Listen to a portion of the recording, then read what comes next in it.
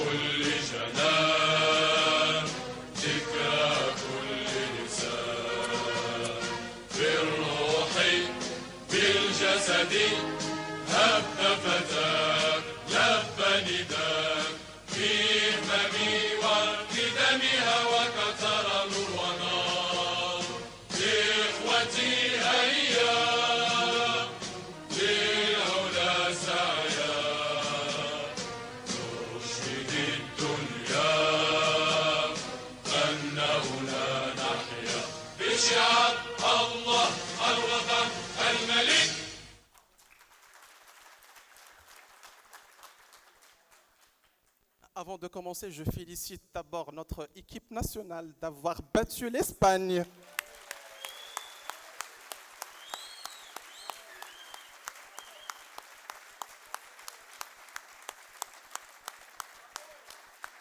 Un moment très attendu. Merci à l'équipe de Walid Regragui pour le bon travail qui a été fait hier dans le match. Espérons qu'on va battre le Portugal 2-0. 2-0, 2-1, Inch'Allah. Bismillahirrahmanirrahim. Wassalatu wassalamu ala rasoulillah. Monsieur le consul général des États-Unis d'Amérique, Monsieur l'ambassadeur de la Corée, Mesdames et Messieurs les présidents et les présidentes des secteurs industriels, chers partenaires, chers invités, en vos qualités euros. Je vous souhaite la bienvenue à cette deuxième édition du Forum international des zones industrielles qui se tient à Casablanca, placé sous le thème « Les zones industrielles durables, quelle offre pour une industrie compétitive ». Le développement des infrastructures industrielles est au cœur de l'ensemble des politiques publiques. À cet effet, le Maroc compte aujourd'hui plus de 138 zones industrielles et 12 zones d'accélération industrielle sur plus de 12 000 hectares aménagés ou encore d'aménagement. Cet événement s'inscrit dans cette ligne directrice et vise à développer la compétitivité industrielle nationale. Les acteurs gouvernementaux et institutionnels, avec l'appui des acteurs privés, veillent pour l'encouragement de l'investissement industriel, à la réduction des disparités territoriales et à l'amélioration de la qualité des zones industrielles et de leur valorisation. Une série d'acteurs à petite, moyenne et grande échelle veillent au développement industriel inclusif et durable, notamment Tangemet, qui est un hub logistique et industriel mondial pleinement engagé dans un processus continu de développement industriel. Il constitue une plateforme industrielle pour plus de 1100 entreprises. Medz, en tant qu'acteur clé du plan d'accélération industrielle, qui participe au développement durable local et national avec plus de 17 zones industrielles. L'ONDA, qui est un acteur aussi majeur dans le développement et la modernisation du réseau des communications pour le transport aérien. Sans oublier également les régions qui jouent un rôle plus que capital dans l'attractivité territoriale. Dans cette ligne directrice, le programme de cette deuxième édition du Forum international des zones industrielles organisé par Industrie du Maroc Magazine se déclinera comme suit. Le premier panel traitera la thématique des zones industrielles durables comme accélérateur de compétitivité industrielle.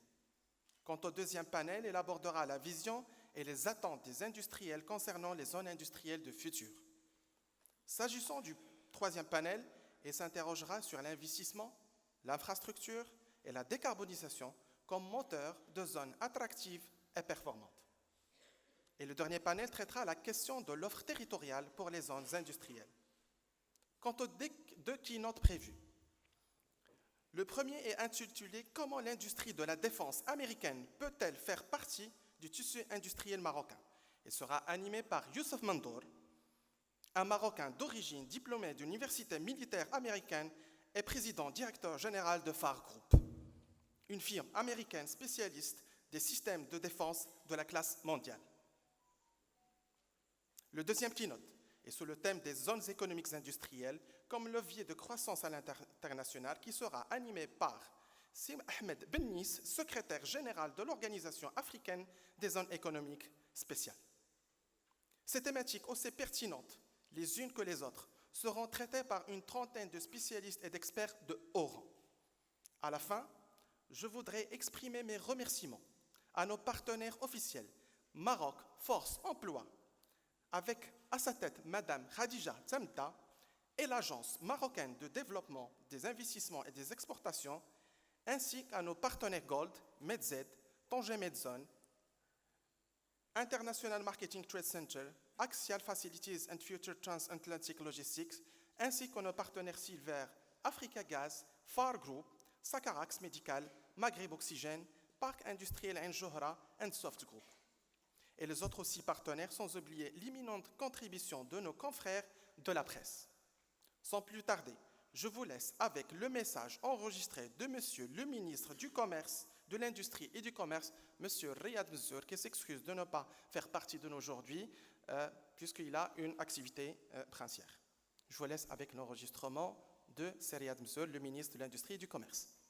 Mesdames et messieurs, bonjour. Je suis extrêmement heureux de m'adresser à vous à l'occasion de la tenue de la deuxième édition du Forum international des zones industrielles, sous le thème « Les zones industrielles durables, quelles offres pour une industrie compétitive ?» Je tiens tout d'abord à exprimer mes remerciements aux organisateurs pour leur engagement à perpétuer cet événement et faire vivre cette plateforme d'échange entre partenaires privés et publics autour du rôle des zones industrielles. La compétitivité de la plateforme marocaine est une priorité et les zones industrielles jouent un rôle essentiel dans le développement économique et social de notre pays, en participant à la création d'emplois, à une plus grande attractivité des investissements nationaux et internationaux, mais aussi à la croissance des exportations marocaines. À ce titre, il convient de saluer la pertinence de la thématique choisie en vue de l'importance aujourd'hui de la notion de durabilité dans la politique de création de nouvelles zones et dans la politique industrielle d'une manière générale. La dite durabilité est présente dans les principaux axes autour desquels s'articule notre politique relative aux zones industrielles. Premièrement, elle se matérialise par l'encouragement de l'investissement industriel, à travers l'amélioration de l'attractivité et de l'accessibilité des zones, ainsi qu'à travers la mise en place d'une offre diversifiée en foncier industriel aménagé, adaptée aux besoins des investisseurs en vue de garantir les conditions d'une durabilité économique de ces zones. Ainsi, je tiens à rappeler que la superficie des zones industrielles aménagées ou en cours d'aménagement atteint 12 000 hectares. Le nombre de zones industrielles a atteint 138, en plus des 12 zones d'accélération industrielle. Deuxièmement, elle se traduit par l'action du gouvernement en faveur de la réduction des disparités territoriales, à travers la répartition raisonnable et équitable des projets de zones industrielles durables sur l'ensemble du territoire national, selon les atouts et les spécificités de chaque région, encouragée par une nouvelle charte d'investissement qui a pour objectif de réduire ces fameuses disparités. Enfin, nous la traduisons par notre travail continu pour améliorer la qualité de ces zones et leur valorisation à travers la mise en place d'un certain nombre de mesures, un nouveau projet de loi pour gérer ces zones, pour leur donner un cadre, pour améliorer la valorisation, l'amélioration de l'accessibilité, la mise en place de stations de traitement des eaux ou encore le renforcement de la puissance électrique nécessaire aux industriels. Le ministère de l'Industrie et du Commerce est d'ailleurs engagé depuis plus de 8 ans dans des projets de réhabilitation de zones industrielles couvrant une superficie d'environ 1200 hectares. Il convient également de signaler l'impact important du réseau des zones d'accélération industrielle que ce ministère continue de développer sur la croissance des exportations industrielles et l'encouragement des investissements aussi bien nationaux qu'étrangers, et ce, dans un contexte mondial marqué par une forte concurrence et une politique nationale prônant la souveraineté industrielle et la contribution à l'équilibre de la balance commerciale.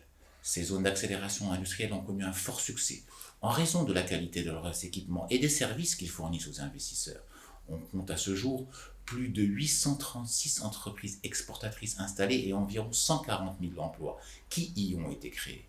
Mesdames et messieurs, je ne peux clore mon intervention sans revenir sur l'ambition de décarbonation des zones industrielles portée par ce ministère, conformément aux hautes orientations royales de Sa Majesté le roi Mohamed VI, que Dieu l'assiste, qui place la décarbonation de notre industrie marocaine au cœur de toute notre stratégie. À cet effet, des projets d'alimentation des zones industrielles par une source d'énergie électrique renouvelable seront développés et mis en œuvre. Cela permettra non seulement de se conformer aux nouvelles exigences environnementales dans les principaux pays destinataires de nos exportations, notamment concernant le mécanisme d'ajustement carbone au niveau de l'Union européenne, mais aussi de gagner en compétitivité en réduisant la facture énergétique des industriels marocains.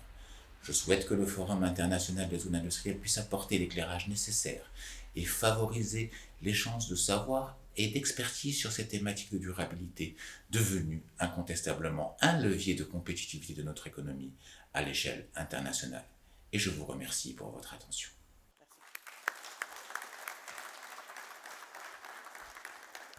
Merci infiniment à Seriad Mseur, le ministre de l'Industrie et du Commerce, pour cette brillante intervention qui met le point sur la décarbonisation des zones industrielles, qui est un sujet important pour notre industrie. Sans plus tarder, je laisse avec l'enregistrement de Madame Leïla Benani, la ministre de la Transition énergétique et du Développement durable.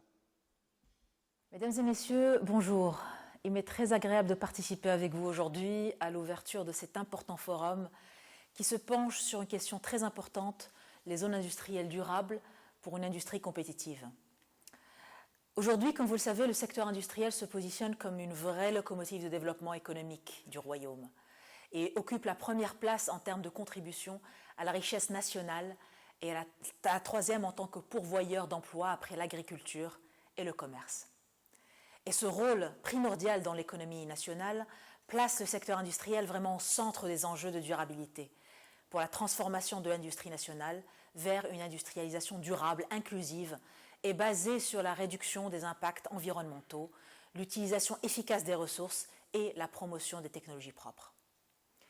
Les zones industrielles offrent de nombreux avantages, non seulement en termes de mutualisation des infrastructures, mais également une opportunité pour la convergence des besoins de développement industriel et territorial avec les impératifs de durabilité dans le cadre d'une démarche d'économie circulaire pour générer des bénéfices environnementaux, sociaux et économiques. Par ailleurs, le contexte actuel de crise successive appelle à davantage de résilience et de vigilance pour maintenir cette dynamique de transformation vers une économie compétitive, attractive, mais également durable et inclusive, en apportant des réponses appropriées aux nombreux défis actuels. Et notamment, nous avons le Green Deal européen et l'ajustement de taxes aux frontières. Le secteur industriel est donc appelé à accélérer sa transformation, qui inclut bien entendu sa décarbonation, pour améliorer sa compétitivité, renforcer son attractivité et tirer parti des nombreux atouts stratégiques du Royaume, en l'occurrence bien entendu sa proximité aux marchés internationaux, son positionnement stratégique, mais également sa grande connectivité énergétique et logistique par rapport aux grands marchés, auxquels s'ajoute bien entendu son important potentiel d'énergie renouvelable. Donc mesdames et messieurs, notre pays a amorcé sa transition sous la vision éclairée de Sa Majesté le roi Mohamed VI, que Dieu l'assiste, et s'appuie aujourd'hui sur un cadre de mise en œuvre éprouvé, une forte dynamique de déploiement et de consolidation, que ce soit à travers la mise en œuvre de notre stratégie nationale de développement durable, la mise en œuvre de la stratégie énergétique ou encore de la stratégie bas carbone. Sur un plan plus opérationnel, je voudrais citer notamment 3 actions. Nous avons d'abord l'appui à la mise à niveau environnemental des entreprises industrielles qui a déjà été mis en place à travers le Fonds de dépollution industrielle et le mécanisme volontaire de dépollution industrielle hydrique, avec le cofinancement de projets de dépollution et l'adoption de technologies propres. Ces 2 mécanismes ont permis de financer plus de 125 projets avec un appui de l'ordre de 330 millions de dirhams. Au niveau des zones industrielles, nous avons financé 6 projets d'un montant de plus de 150 millions de dirhams pour le traitement collectif des rejets liquides polluants. Et comme l'industrie a besoin d'énergie disponible, compétitive et décarbonée, nous avons lancé, avec l'appui incontestable du chef du gouvernement, en collaboration avec le ministère de l'Intérieur, le ministère de l'Industrie et l'ONE, un programme de décarbonation de l'industrie nationale dont l'objectif est de réduire l'empreinte carbone de nos industries par l'accès à une électricité de source renouvelable à prix compétitif. Et un premier projet est déjà autorisé dans la zone industrielle d'Oknetra et d'autres, bien entendu, sont en cours d'autorisation.